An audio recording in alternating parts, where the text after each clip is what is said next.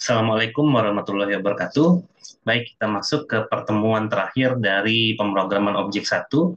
Nah, di sini kita membahas mengenai kelas diagram. Ya. Jadi, kelas diagram ini adalah diagram yang sering dipakai untuk merancang program yang kita buat ketika kita membangun aplikasi menggunakan paradigma berorientasi objek.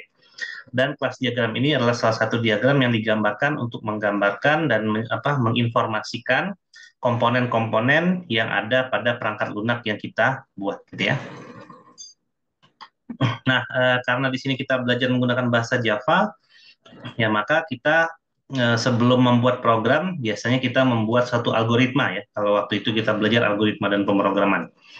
Nah, kelas diagram ini adalah untuk membentuk struktur. Ya. Jadi bukan lebih ke algoritma, tapi lebih membahas tentang struktur komponen dari kelas-kelas yang nanti akan kita bangkitkan di dalam pemrogramannya. Ya. Oke, jadi kelas diagram ini adalah salah satu diagram dari UML, di mana diagram ini adalah dari satu kategori UML yaitu komponen diagram ya. Jadi UML itu ada 3 diagram, ada komponen diagram, ada behavior diagram, dan ada interaction diagram. Untuk lebih detail daripada diagram yang dibahas di UML itu ada di mata kuliah analisis dan perancangan perangkat lunak ya. Oke, jadi di sini tadi ya kelas diagram itu kita pakai untuk menggambar suatu komponen yang ada pada perangkat lunak berorientasi objek yang kita akan buat nantinya. Jadi idealnya sebelum kita coding gitu ya, menggunakan bahasa yang dapat support pemrograman berorientasi objek, biasanya kita bikin strukturnya terlebih dahulu. Nah, kelas diagram itu terdiri dari 3 bagian ya. Ada yang namanya nama kelas, kemudian ada atribut, dan ada method atau operation di sini. Kelas diagram sendiri hanya terdiri dari 3 komponen ini aja ya, karena memang kita menggunakan bahasa yang support object oriented, dan definisi dari kelas itu adalah sesuai dengan apa yang digambarkan pada notasi yang tampak pada layar saat ini. Nah, karena kita belajar pemrograman objek satu menggunakan bahasa Java, maka kita harus mengingat lagi pada materi-materi terdahulu ya bahwa kelas yang kita bangun dengan bahasa Java itu hanya memiliki 3 bagian ya, yaitu nama kelas, atribut, dan metode ya. Jadi atribut itu menggambarkan variabel-variabel yang terkait dengan kelas ini, lalu metode itu menggambarkan behavior atau perilaku-perilaku yang mana implementasinya itu adalah dengan function atau prosedur yang relate dengan apa yang digambarkan oleh kelas tersebut. Nah, untuk menamakan kelas diagram itu biasanya kita menamakan dengan objeknya nanti, dengan cikal bakal objeknya nanti, dan diawali dengan huruf besar. Lalu untuk atribut itu kita menggambarkan properti dan kita mengeset suatu nilai variabel, di mana di situ akan ada tipe dari atribut yang kita setting. Misalnya di sini ada kelas yang namanya person, kemudian kita setting atributnya, ada namanya, ya, tipenya string, ada alamat, ada tanggal lahir, ya, ada SSN, itu adalah identitas, ya, dan seterusnya. Oke, nah di sini kita juga bisa mendeklarasikan atribut dengan lengkap, baik itu atribut dengan tipe data yang tradisional ya, dan atau maupun tipe data bentukan. Nah, di sini kita juga bisa memberikan akses modifier ya pada diagram yang kita buat. Ya, seperti kita tahu bahwa dari materi sebelumnya, akses modifier itu ada public, ada protected, dan ada private. Ya, kalau derive itu adalah atribut yang dibuat di mana atribut itu nilainya berasal dari atribut lain. Ya, kita lihat di sini kalau misalnya contohnya adalah umur ya. Umur itu kan adalah atribut yang tidak berdiri sendiri. Artinya umur itu adalah tanggal lahir ya atau birth date dikurang dengan tahun sekarang ya, atau tahun sekarang dikurangin dengan birth date, itu adalah umur gitu ya. Nah, kalau public itu artinya setiap deklarasi dari atribut public bisa kita pakai ya dari manapun juga, di satu package yang sama, di satu kelas yang sama, dan seterusnya. Kalau untuk protected ini kita pakai untuk inheritance ya kemarin atau pewarisan. Lalu untuk private itu berarti hanya berlaku di kelas itu saja, ya waktu itu kita sudah pelajari. Oke, lalu yang terakhir adalah operation atau behavior, di mana ini menunjukkan metode ya. Nah, metode yang ada pada kelas diagram ini bukan metode yang sesungguhnya, namun masih dalam bentuk metode yang apa sih namanya? Yang secara apa? Secara prediktif dan secara analisis dari kita sendiri, metode itu nanti akan berperilaku seperti apa, ya. Dan tentunya metode yang ada di sini itu mencerminkan perilaku dari si kelas itu sendiri. Ya, kalau kita lihat di sini adalah kelas person ya. Person itu dia bisa melakukan behavior apa sih? Yaitu eat, sleep, work, play, dan lain-lain. Ya. Jadi itu adalah definisi dari metode. Waktu pertemuan awal juga kita sudah mendefinisikan apa itu metode. Gitu ya.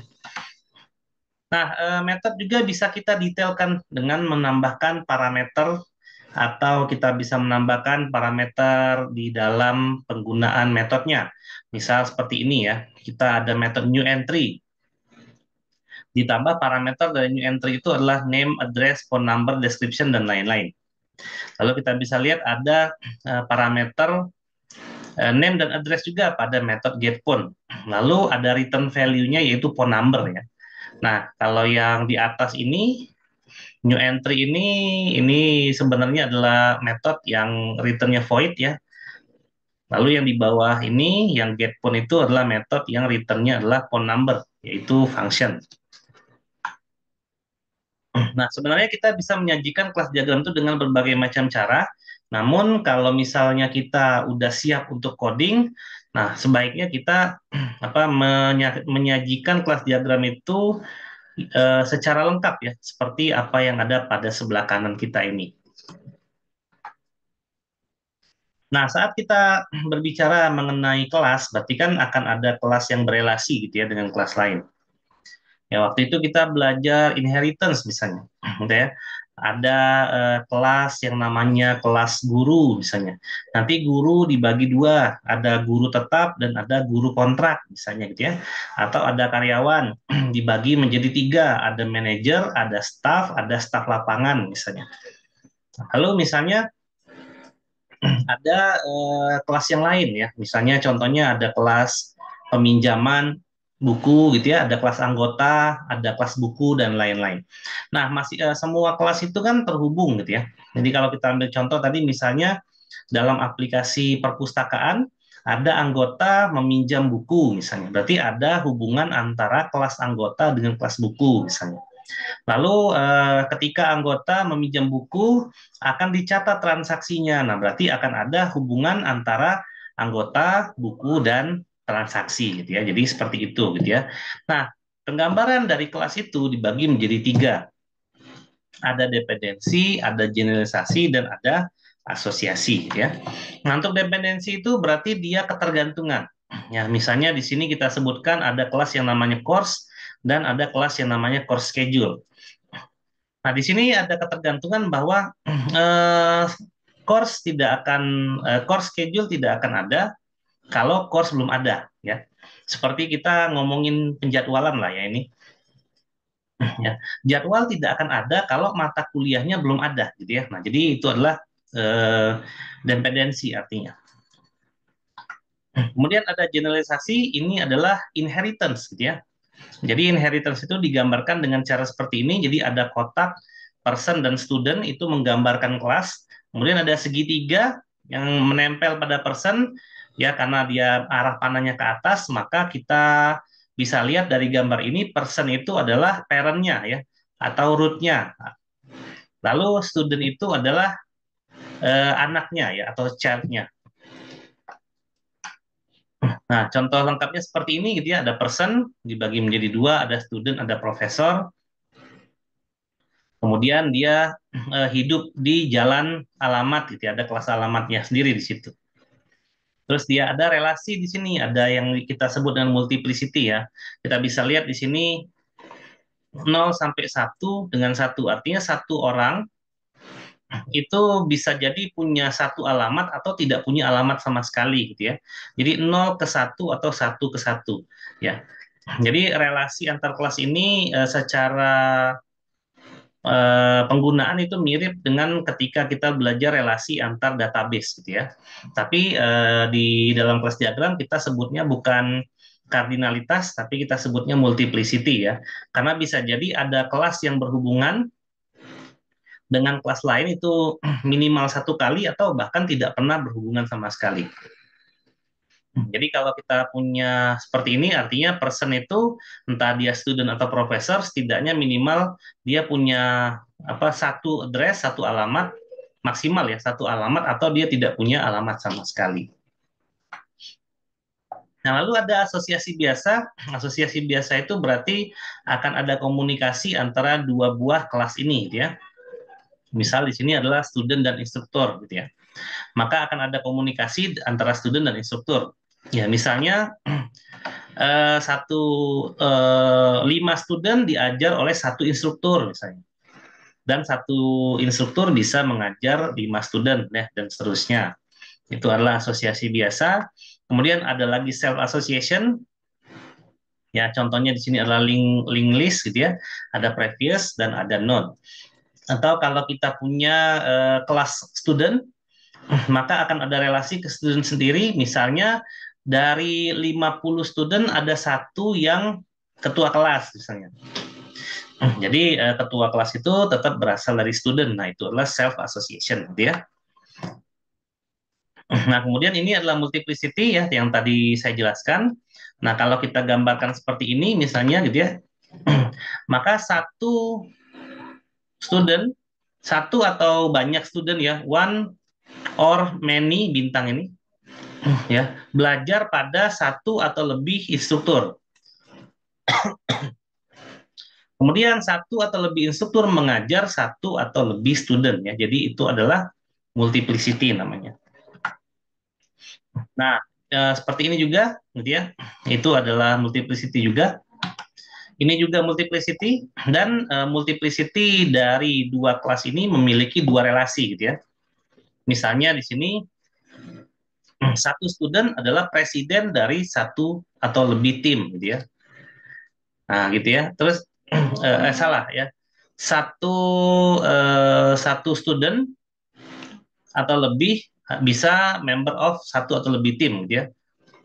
Satu atau lebih tim, satu student adalah minimal presiden of satu atau lebih tim gitu ya. Jadi ini bisa lebih dari satu ya relasinya. Nah, di sini ada beberapa kardinalitas, bukan kardinalitas ya, tadi multiplicity yang kita bisa gambarkan di kelas diagram. Misal di sini ada 0 sampai 1 yaitu 0 atau satu aja gitu ya, atau 0 or more ya satu atau banyak, atau n. N itu berarti kita batasi berapa hubungannya. Misalnya gini, member perpustakaan hanya boleh meminjam 5 buah buku. Berarti satu member hanya boleh meminjam 5. Jadi relasi antara member dengan buku itu adalah 1 ke n gitu ya. Jadi 1 ke n itu berarti satu buku 1 ke 5 gitu ya, karena n-nya itu kita bisa tulis dan nilai n itu harus lebih dari 1. Atau 0 sampai dengan n atau 1 sampai dengan n tergantung dari batas bawah. Kalau 0 itu berarti boleh aja nggak minjem buku sama sekali gitu ya. Atau kalau mau minjem buku ya minimal 1 gitu ya. Nah, kalau minjem buku minimal 1, maksimal 5, maka kita tinggal tulis 1 atau maksimal n-nya 5 gitu ya.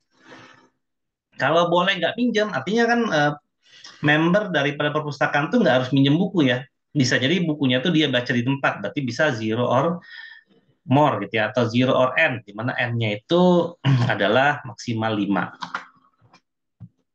Ya, lalu ada relasi lagi yaitu agregasi. Agregasi ini menunjukkan the whole part gitu ya. Misalnya kita punya kelas mobil. Mobil itu terdiri dari beberapa komponen. Ada mesinnya, ada transmisinya, ada rodanya, dan seterusnya. Nah, mesin, transmisi, dan roda itu terhubung dengan objek mobil. Nah, maka mobil ini dan engine, transmission, ada roda, dan seterusnya itu disebut dengan relasi agregasi namanya. Lalu ada juga yang komposisi gitu ya. Ini sama seperti resep masakan gitu ya. Untuk membuat sayur lodeh kita perlu garam, gula, dan seterusnya, gitu ya. Nah, itu adalah komposisi. Nah, ini adalah contoh kelas diagram ya yang lebih kompleks ya. Nah, kita coba create gitu ya, seperti apa kelas diagram. Nah, biasanya kelas diagram kita bisa gambarkan dengan tools ya, bisa dengan visual paradigma, bisa dengan Power Designer seperti yang saya tampilkan ini adalah Power Designer, atau kita bisa menggambar dengan yang macam-macam lah, gitu ya. Nah, kita kemarin di praktikum ada soal gitu ya, di mana soal itu kita membuat suatu kelas, di mana kelas itu kita implementasikan inheritance di dalamnya, dan kemudian kita hubungkan dengan main program. Nah, ini kita bisa rancang dulu sebenarnya. Nah, misal di sini kita punya kelas bidang datar gitu ya. Di sini ada kelas yang namanya bidang datar. Kita namain dulu. Bidang datar. Kemudian kemarin itu kan contohnya ada beberapa bidang datar ya yang menjadi turunan daripada bidang datar ini ya. Ada persegi kalau nggak salah, persegi, kemudian ada persegi panjang ya, persegi panjang, kemudian ada apa di sini. Persegi, persegi panjang dan lingkaran ya, kalau tidak salah gitu ya. Nah, ini ya. Nah, relasinya seperti apa? Relasinya kan inheritance gitu ya, atau pewarisan. Kita bisa lihat di sini untuk inheritance gitu ya. Nah, generalisasi kita pakai gitu ya. Ini berarti dari sini ke atas ya. Nah, gini ya. Nah, seperti ini ya. Kemudian di persegi kemarin kita ada atribut. Kalau persegi itu berarti dia punya atribut panjang, sisi ya. Kalau atributnya sisi, tipenya integer. Kita pakai ini aja lah. Apa string ya? Bukan string, apa namanya? Desimal ya. Kita pakai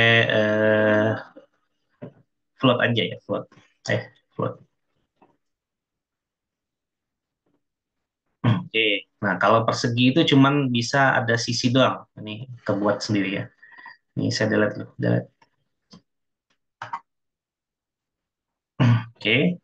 Kalau persegi panjang itu berarti ada panjang, panjang, huruf kecil ya kalau atribut. Panjang, misalnya di sini lebar. Oke, di sini kita ganti float gitu ya. Ini kita ganti float juga. Kalau lingkaran itu punya jari-jari ya. Jari-jari R aja ya. R aja, float. Oke, nah ini ya. Kemarin kan seperti ini ya. Kemudian si bidang datar ini kan punya operation yang kita bisa duplikasi.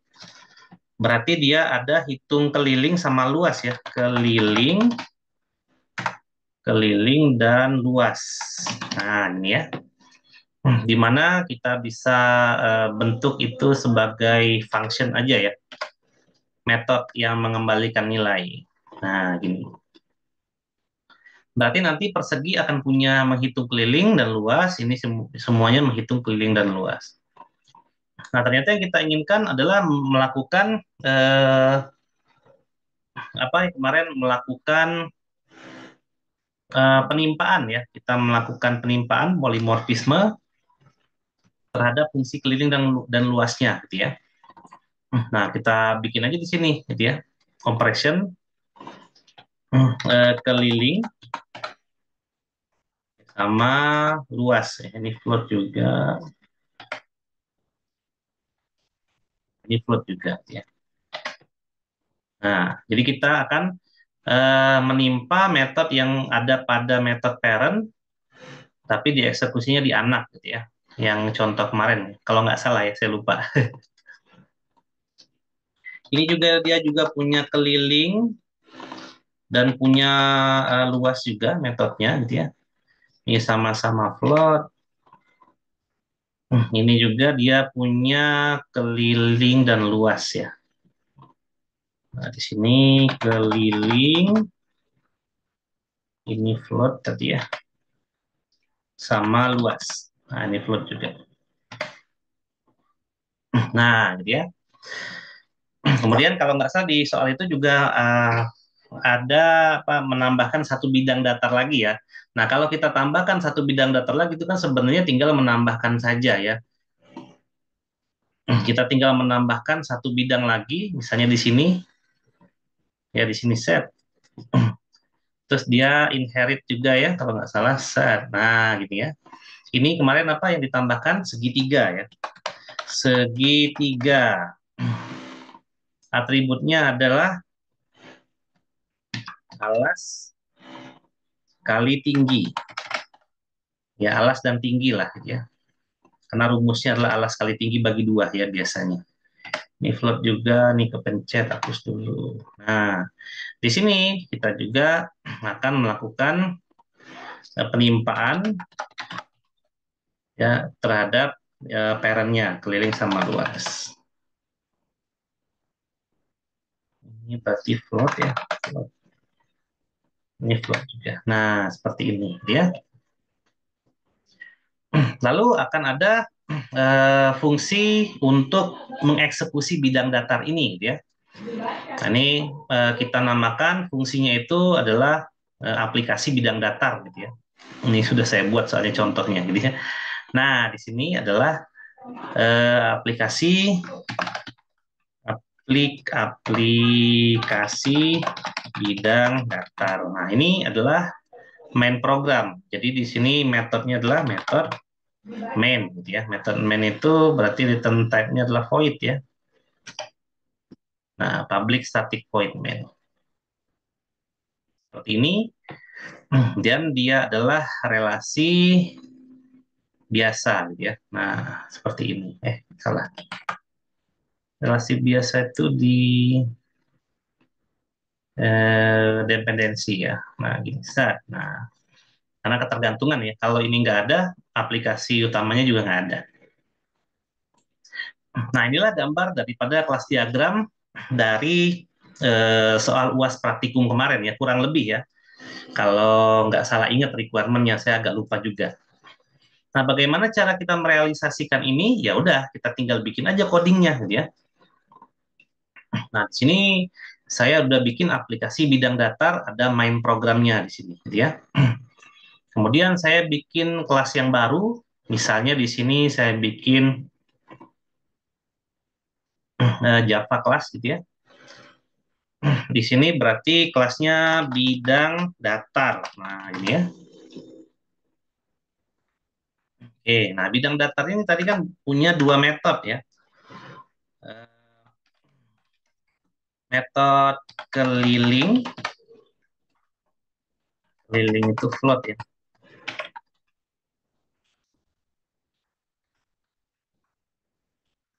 sama luas ya.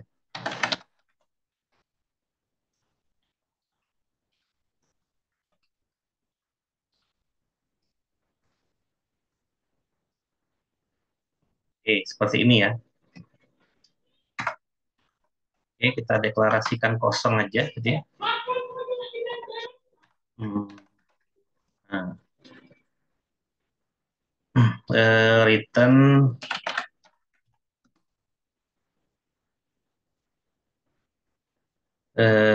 true misalnya. Float ya. Returnnya berapa nih? 0,1 misalnya.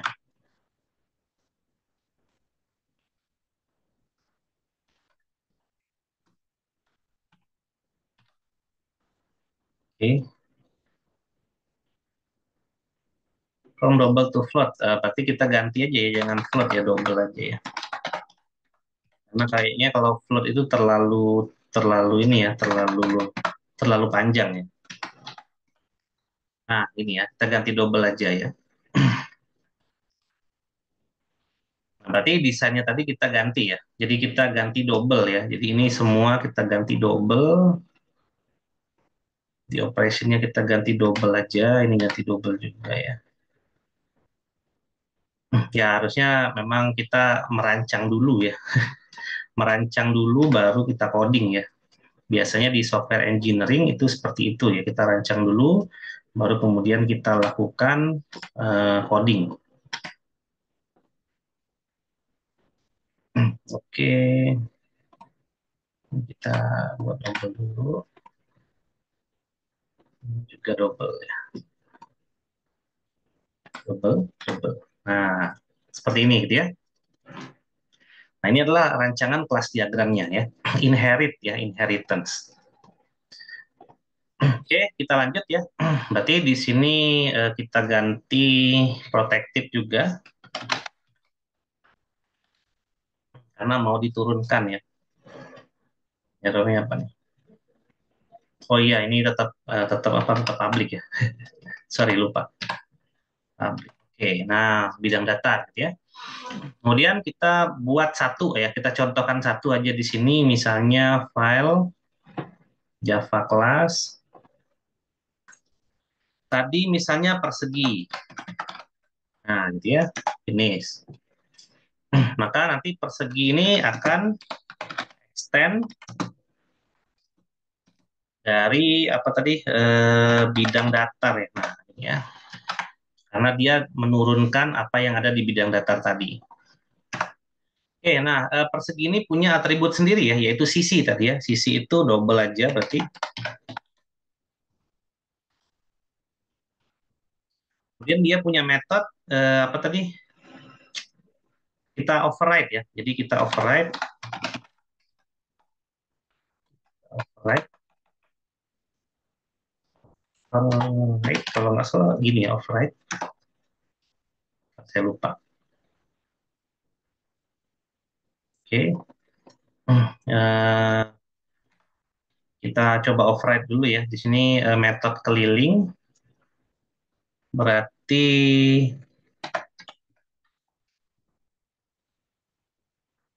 keliling gitu ya. Kemarin tadi itu apa itu ya? Double ya. Keliling. Nah, gitu ya.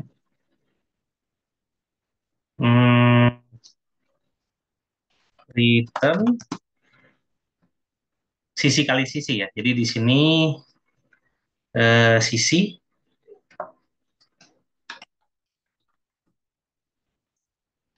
ya, returnnya berarti S, S ini ya.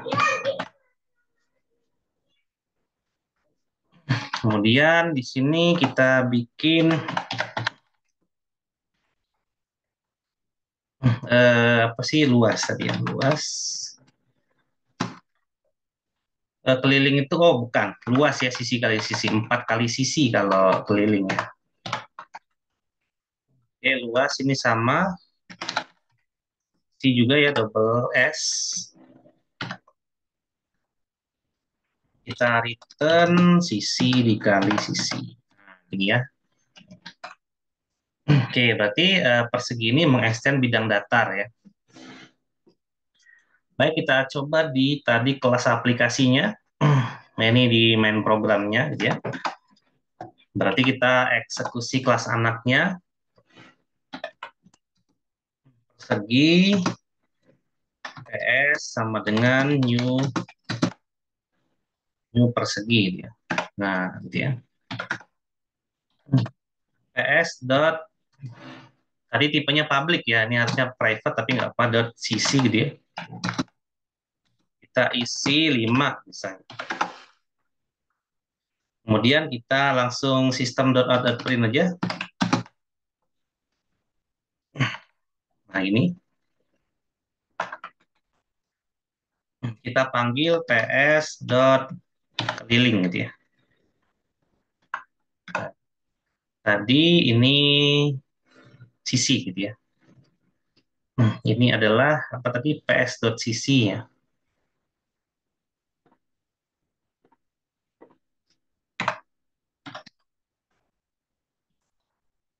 Nah, set. Berarti kelilingnya 4 kali sisi, kita lihat hasilnya. Oke, 20 ya. 4 kali 5, 20. Kemudian kalau misalnya kita panggil luasnya tadi, sistem dot print, berarti di sini luasnya ps.luas. Gitu ya. Ini adalah ps.cc juga sama ya. Kalau luas berarti 5 kali 5 ya, 25 harusnya. Ya, kita lihat di sini. Oke, 20 dan 25 ya. Nah, jadi untuk metode yang ada pada persegi itu sudah jalan. Nah, sekarang kita tinggal implementasikan saja untuk kelas-kelas yang lain ya. Jadi di sini ada persegi panjang, ada lingkaran, ada segitiga, dan seterusnya. Lalu kita bisa sesuaikan untuk aplikasi bidang datar yang dimaksud. Kalau dari contoh kemarin itu kan berarti ada ininya ya, misalnya ada pilihan gitu ya. Jadi di sini ada sistem .out.print kan ya kalau waktu itu kan. Nah, ada pilihan, dan pilihannya kita baca pakai scanner ya mau menghitung luas apa. Terus kalau misalnya mau menghitung luas persegi maka masukkan sisi gitu ya. Nah, di sini dimasukin sisinya 5 ya, lalu kita bisa panggil metode kelilingnya langsung gitu ya. Yang dipanggil itu adalah persegi ya, yaitu metode yang dimiliki oleh anaknya, adalah kelas yang ada pada kelas anaknya. Jadi kita bisa lengkapin ya. Tadi kan baru jadinya persegi ya. Kita bisa buat persegi panjang, segitiga, lingkaran, dan seterusnya. Gitu ya. Oke, jadi seperti itu gitu ya kira-kira implementasi dari rancangan ini ya dari soal praktikum kemarin ke implementasinya seperti ini.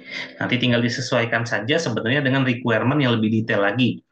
Misalnya di dalam tampilan aplikasi bidang datar ini main drivernya itu menggunakan GUI misalnya, ya udah berarti kita ada desain GUI-nya juga nanti gitu ya. Baik, itu saja ya video pada kali ini. Silakan untuk mempersiapkan diri untuk UAS ya. Dan untuk UAS sendiri jadwalnya kita mengikuti jadwal yang diberikan oleh jurusan. Baik, itu saja dari saya. Terima kasih telah menyaksikan video ini sampai dengan akhir. Wassalamualaikum warahmatullahi wabarakatuh.